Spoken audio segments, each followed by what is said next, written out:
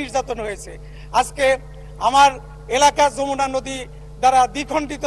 যমুনা নদীর ওই পারে পূর্ব পারে 6টি ইউনিয়ন, তাদের জোরালো দাবি যে আমাদের এই উপজেলাতে আসতে গেলে তাদের অনেক সময় লাগে, অনেক ক্ষতি হয়। তারা স্বতন্ত্র একটি উপজেলা চায়, তারা একটা যমুনা উপজেলা চায়।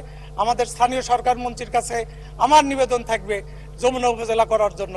আজকে ভেটুয়া ব্রিজ, যে ব্রিজটা হলে চরের অঞ্চলের লোকজন অন্ততপক্ষে ঢাকাতে সরাসরি যোগাযোগ করতে পারবে।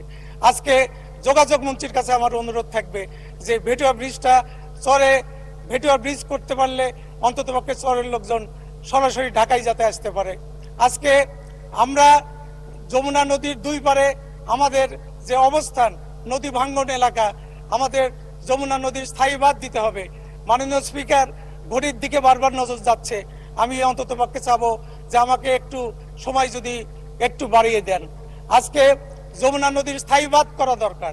আমাদের যমুনা নদী 18 কিলোমিটার প্রশস্ত, 18 থেকে 20 কিলোমিটার। এত বড় প্রশস্ত নদীর আমাদের দরকার নাই। আমরা নদী যদি আমরা দুই পারে বাঁধ নির্মাণ করে নদীকে যদি সীমিত আকারে আনতে পারি, তাহলে চরের অঞ্চলের অনেক জমি উদ্ধার হবে, যেগুলো কৃষি ক্ষেত্রে অন্ততপক্ষে কৃষির উন্নয়ন হবে, জমিওয়ালারা জমি ফেরত পাবে।